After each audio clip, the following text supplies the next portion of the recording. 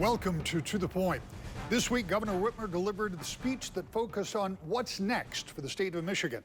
The speech laid out an agenda for the fall, but was more far-reaching than that and was somewhat unusual, given she had already given her State of the State address earlier, and much of her agenda has already been achieved. Nonetheless, the governor, in a highly staged off-campus building, talked about what she wants to see next in the state. Here is part of what she had to say. Today, I want to answer one question, and that is, what's next, right? It's a question we love to ask in Michigan. It's in our DNA.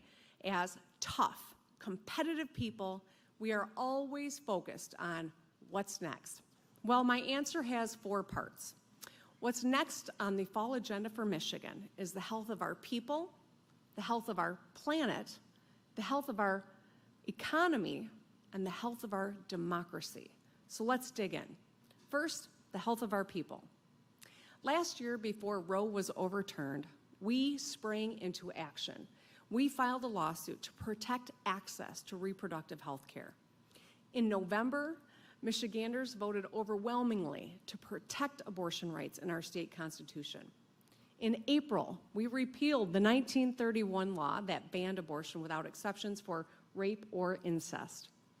Slaying our zombie laws was great, but there are still other bad laws that put politically motivated, medically unnecessary restrictions on abortion. This forces patients to drive hundreds of miles for care or mandate that they receive biased, inaccurate information about their health. With the U.S. Supreme Court stripping away basic rights, we must be proactive about repealing these antiquated state laws. This fall, let's pass the Reproductive Health Act and roll back these harmful restrictions. This fall, let's also do more to lower the cost of health care. In 2017, I worked across the aisle to establish the Healthy Michigan Plan. And thanks to the Affordable Care Act, we were able to get it done. We expanded care to over 1 million Michiganders, lowering costs, guaranteeing essential coverage, and improving health outcomes. This fall, let's codify the common sense, cost-saving measures of the ACA, including protections for pre-existing conditions, so you can't be charged more for having cancer, diabetes, or being pregnant. Permitting children to stay on their parents' insurance until they're 26. Banning annual or lifetime caps so you can't hit a limit on the care that you receive. And requiring insurance plans to cover essential services like ambulance services, maternity care, mental health treatment, and birth control. Every Michigander deserves quality, affordable care. Another way that we can save Michiganders money is by tackling the high cost of prescription drugs. Now, we have made strides. Early last term, I established the Prescription Drugs Task Force. And I want to thank the Senate Majority Leader, Winnie Brinks, and Representative Vanderwall, both of whom were members. They proposed several policies and actions to drive down the cost of prescription drugs. In February 2022, I signed 3 bills, holding pharmacy benefit managers accountable, increasing transparency, and expanding consumer choice for generics. I want to thank the President Biden, for his Inflation Reduction Act. The cost of insulin, because of that act, was capped at $35 a month, and Medicare will start negotiating for lower drug prices. Unfortunately, we know too many people still pay too much out of pocket to get the medicines they can't live without, like Kay from Genesee County. She's working full-time as a nurse. She often skipped refills on her own prescriptions because they were not covered. One of her asthma medications was thousands of dollars a month, on top of 2 inhalers for prescriptions and prescriptions for other issues. She needed medicine to breathe, but the exorbitant cost offered her absolutely no breathing room, especially while raising her 2 kids. She deserves better. Let's further lower the cost of prescription drugs by implementing the task force's remaining recommendations, like establishing an independent, nonpartisan prescription drug affordability board made up of leaders in economics, healthcare, supply chain, and academics. The board would use data and evidence-based research to tackle the cost of prescription drugs. We need to hold bad actors across the supply chain accountable for skyrocketing prices, while also encouraging R&D for new treatments and cures made right here in Michigan. Nobody should have to make impossible choices between getting better and paying the bills. Let's get it done. Now let's talk about the health of our planet. All right, the health of our air, our land, and our lakes. In the decades ahead, Michigan is going to be a destination for people seeking safe water, clean air, and opportunity. We will also, however, continue to face extreme weather events caused by climate change. Just think about the last 10 days we've all lived through. We must face climate change head-on and grow our economy. Too often, we think of these objectives as trade-offs: environmental protection or economic development, cost of living or quality of life, invest in the future or live in the now. No more false choices. Let's harness the power of and. We can protect our natural resources and produce energy cheaper. We can bring supply chains home and lower costs for families. We will put the Michigan Healthy Climate Plan into action. First, let's enact a 100% clean energy standard for Michigan. This means all the energy we produce will be from wind, solar, or other common sense sources. It means clean air for our kids to breathe and safe water for them to drink. It means protecting our lakes for generations to come. We can achieve 100% clean energy while balancing reliability and affordability. In fact, we have been doing it. Let's work together to improve energy efficiency programs. The cleanest, cheapest energy is energy we don't use. Actions like sealing windows, upgrading appliances, or wrapping your water heater reduce energy waste. It's why our utilities prioritize efficiency. Together, we can reduce energy waste to meet our clean energy goals and help Michiganders save money. To hit these clean energy goals, the Public Service Commission needs more tools. First, it should be easier to create jobs and build wind and solar projects. Let's permit clean energy projects through the MPSC, just like all other sources of energy. This ensures local perspectives are reflected in the planning process, while also allowing us to move faster on installation. And let's pay the workers building these large clean energy projects wages you can raise a family on.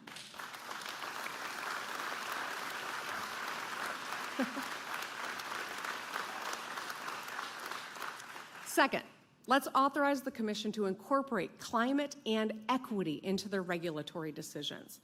The Flint water crisis, yes.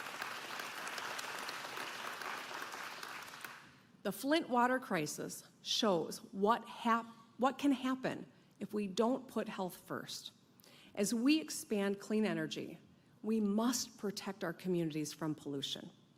By 2050, these actions would save Michigan families $5.5 billion in household energy costs, create 160,000 jobs, and bring home $14.7 billion of federal funding.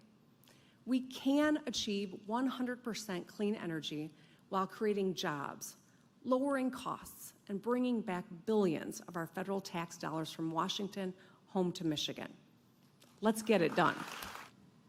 And finally, I want to discuss the structure underlying all the work we are doing together this fall: our democracy. I want to thank my partners, Attorney General Dana Nessel and Secretary of State Jocelyn Benson, for leading in this space.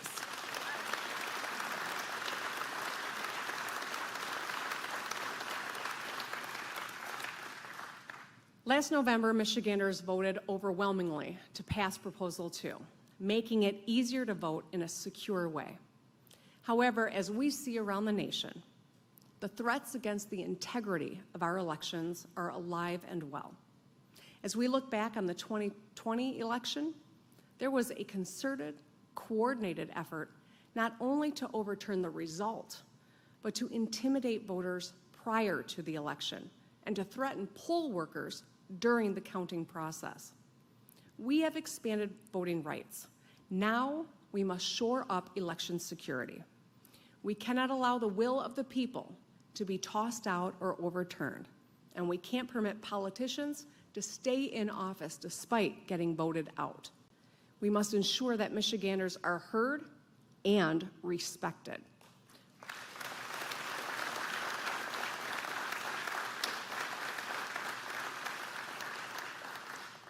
Today, we've celebrated the progress we've made together and started an essential conversation about what's next. Our plans are ambitious, but they're achievable. Let's get them done so we can build a bright future for Michigan. I've spoken often about the last few years about how we need to believe in Michigan. I know that Michiganders love our state, and we have been through a lot, especially the last 40 years. We've made strides to reverse those trends by delivering on issues that make a real difference in people's lives. We have made progress. Our list of accomplishments, our growing, diversifying economy, and our strong financial position prove that what we are doing is working. That feeling you're seeing in every region of our state is hope. Michiganders believe in Michigan. Now that we can all see what we are capable of, let's tell the world. Michiganders are known for our kindness and our humility. We got a lot done, but we are not the best at telling our story. Today that ends. Today we go from just believing in Michigan to bragging about Michigan. Every conversation with folks from other states should start with, "Hi, I live in Michigan, and here's why you should too." After all, what's not to love? Personal freedom and economic opportunity, Great Lakes and majestic forests, world-class cities and growing small towns, grit and grace. We have it all, so let's tell the story. Because we're Michiganders, damn it, and there's nothing better than that. We have a lot more good work to do and only a few months before the new year. We see what's next, so let's work together and get it done. I thank you all, and I'm excited about what the present is in Michigan and what the future horizon looks like for us. Let's make sure we realize all that potential. Thank you so much.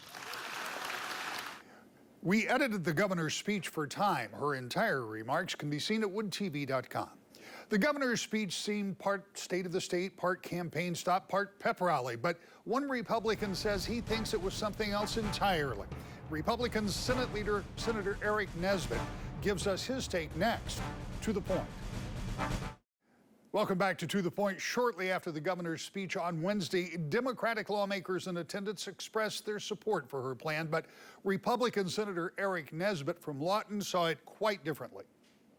Senator, you and I have been talking about the speech the governor made this week, and as we sit here just moments ago, it was, I thought, somewhat unusual. It was a bit of a state of the state in August, but she talked about the legislative session up until now and things that she has planned going forward. As the leader in the minority, Republicans in the Senate, what was your take from what you've heard of this? I think she's trying to set herself up for a presidential run. She's trying to take some poll-tested issues, not put much meat on the bone, and just do a public relations tour that we've been seeing this summer and that she's going to continue on this fall.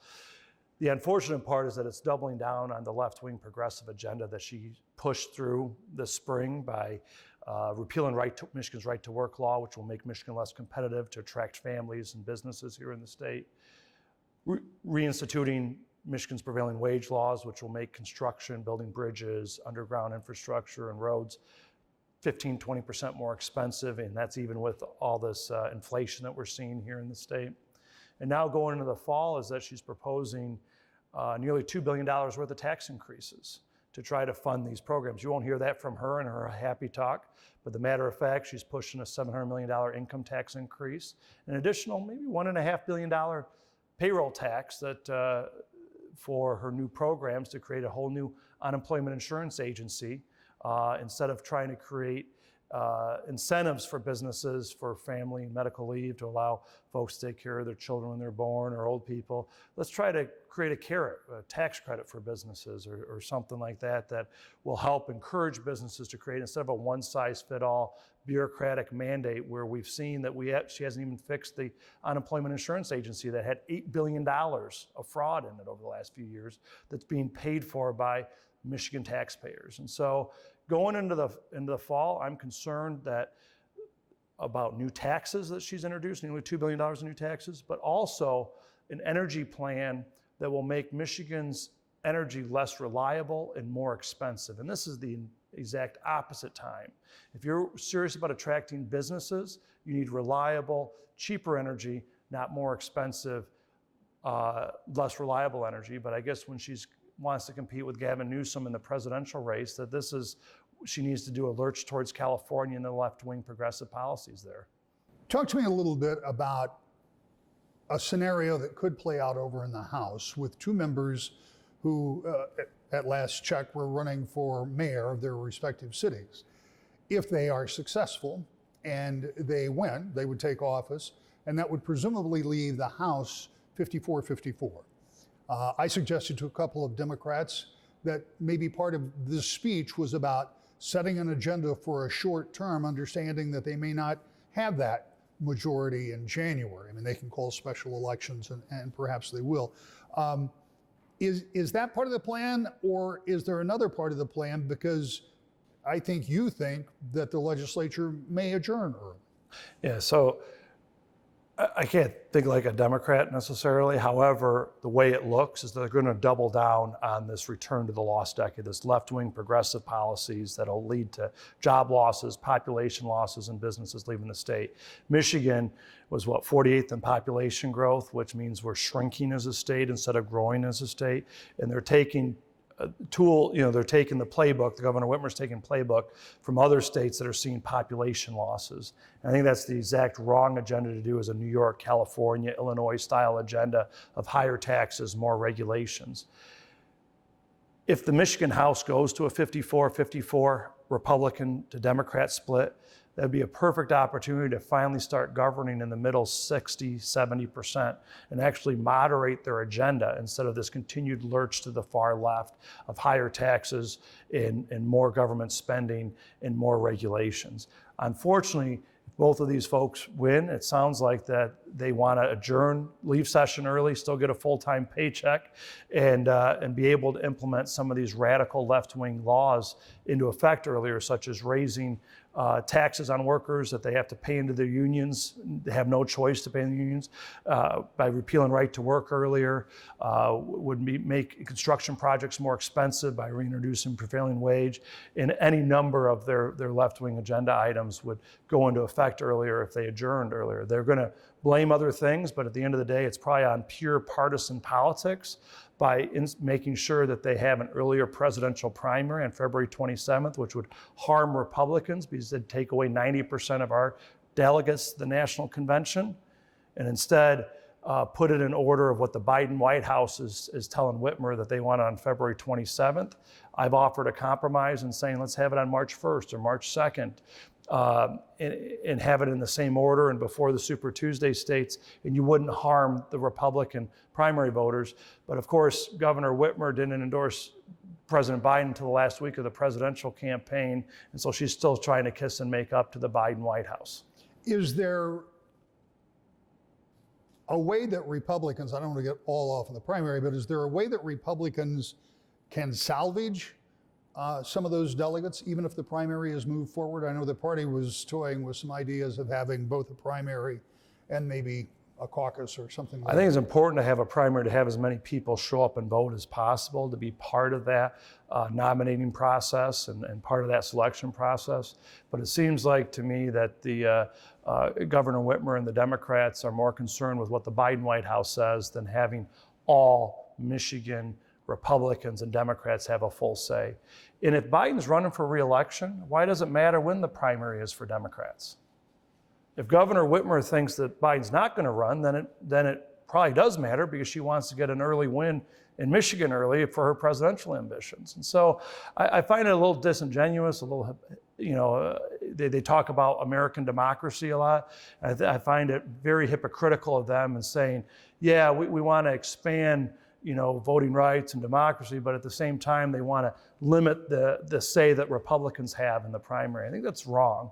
And I think that's disingenuous of them. And I think it's very hypocritical of Democrats. When you talk about adjourning early, and if that happens, it could be late October, early November, somewhere in there.